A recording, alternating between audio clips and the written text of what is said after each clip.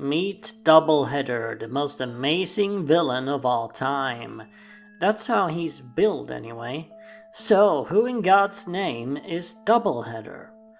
Well, he's a member of the Rogues Gallery that belongs to everyone's favorite shield-wielding patriotic superhero. That's right, Fighting American. Okay, so before we get to Doubleheader, I guess I should first briefly explain who Fighting American is, as I figure most of you don't know. Hell, I myself didn't know until a few days ago. So, we all know Captain America, right? He was created in 1940 by Simon and Jack Kirby for Timely Comics, which would later become Marvel Comics. Cap mainly fought Nazis during the first half of the 1940s, even punching Hitler himself in the face, and proved to be very popular with readers. But then World War II ended, and Cap kinda lost his purpose, eventually leading to the cancellation of his series in 1950. 3 years later, the Cold War was in full swing, and Timely, now called Atlas Comics, decided to relaunch Cap, this time pitting him against commies. Well, his creators, Simon and Jack Kirby, didn't really approve of this, mainly because they weren't the ones doing it.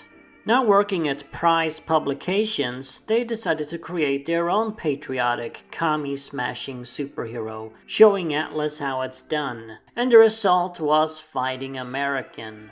Unlike Marvel and DC at the time, Prize Publications actually gave the creators ownership of their characters, so Fighting American was all Simon and Kirby's to do whatever they wanted with. And yes, they did indeed decide to just straight up rip off their own earlier creation, Captain America. Fighting American is scrawny Johnny Flagg, who volunteers for a military experiment to become a super soldier. Except this time Fighting American, is fighting commies, not Nazis, so it's totally different. He even has a Bucky-styled sidekick called Speed Boy. So there you have it, that's Fighting American, a forgotten old Captain America knockoff owned by Simon and Kirby. Now let's get to Doubleheader, the real reason we're here. The character first appeared in Fighting American issue 2, published in 1954. He's not a Soviet agent. While they were the main antagonists of Fighting American, they weren't the only fiends he fought. Doubleheader is a gangster and the leader of the crime syndicate, the most powerful criminal organization in whatever city Fighting American operates in. When we first meet Doubleheader, he, or they I guess, are sitting in a car having an argument. It's portrayed in a way to fool us into thinking it's two separate people, but as soon as Doubleheader steps out of the car, we see it's actually a set of conjoined twins. Yes, this is like something straight out of Gotham City or Dick Tracy's Rogues Gallery, a quirky mob boss with a bizarre medical condition. These two brothers have very distinct and polar opposite personalities. While one is a crude, unrefined thug, the other is a cultured intellectual who longs to be part of high society. What they do have in common, though, is evil. Both are equally committed to crime. Their main racket is fixing games, like boxing matches and horse races. The intellectual brother have somehow invented a little remote control looking gizmo that can seemingly do anything. This is how they control the end results of matches. They simply point it at their target and, well, that makes the boxer they bet on win or the horse they bet it against lose. I don't know how it works. It seems to be magical and does whatever the story wants it to do. So yeah, the smart brother is a freaking genius. He could rule the whole world with this thing. Instead, he decides to fix a chess game that's playing on TV. Unfortunately for him, Fighting American's plucky sidekick Speed Boy happened to be a player in that chess game. And the brothers now have this superhero duo on their collective ass. Well, the villains are naturally defeated in the end and hauled off to jail, their crime syndicate destroyed. We didn't really find out much about them. It is just a 7-page story after all. Their real name may or may not be Caspar Dewberry. The story isn't really clear on that. Besides their quirky and humorous shtick to argue with each other and having opposite personalities, there isn't really much else to them. But there doesn't really need to be. They definitely have enough to make them stand out among other Golden Age comic book villains. I mean, just look at them. I got one look at this character and immediately knew I liked him.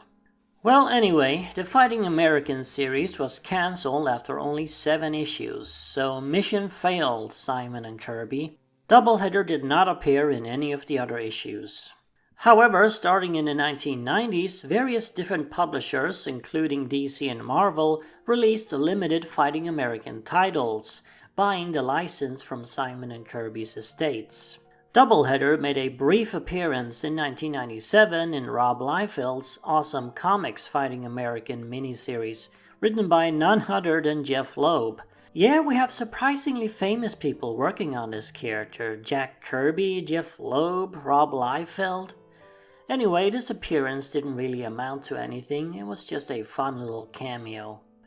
20 years later, it was Titan Comics' turn to take a stab at the old commie smasher. Between 2017 and 2018, they released 2 4-issue Fighting American miniseries. Doubleheader appears in the second one, and believe it or not, this time he's actually the main villain.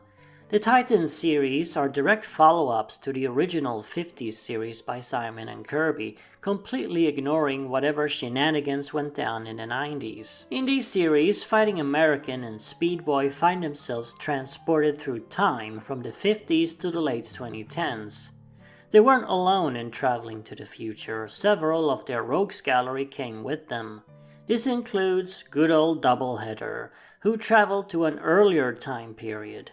Using that time, the conjoined crooks manipulated their way to the top of the FBI. Yeah, you heard that correctly. Doubleheader is now the head of the FBI.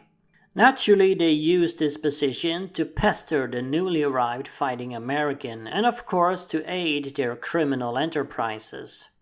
Well, luckily for the nation, the heroes managed to expose Doubleheader as the corrupt scoundrel that they are, and they are brought to justice once again. This series didn't really add anything or explore the character in any way. It just gave us more of what we so briefly saw back in 1954. 2 quirky conjoined gangsters with opposite personalities arguing with each other. And that's perfectly fine by me. They don't need some tragic backstory or deep motivation. They're just a bizarre, eye-catching character with a fun gimmick. It was interesting to see them written by a modern writer, and the best part about it was probably how little they had changed in over 60 years. It's like they stepped right out of 1954 into 2018, which is kind of literally what they did. The writer didn't try to modernize them or reinvent them in any way. They're just good old Doubleheader. Well, with my affinity for villains like Two-Face, you can probably see why I love this guy or these guys. They're just a really neat and very eye-catching pair of crooks. I'm glad I discovered them and that rip-off Fighting American, completely on accident by the way. I was looking at a completely unrelated character and there just popped up an image of a gangster with 2 heads. I knew I needed to know more. And now you do too. You're welcome.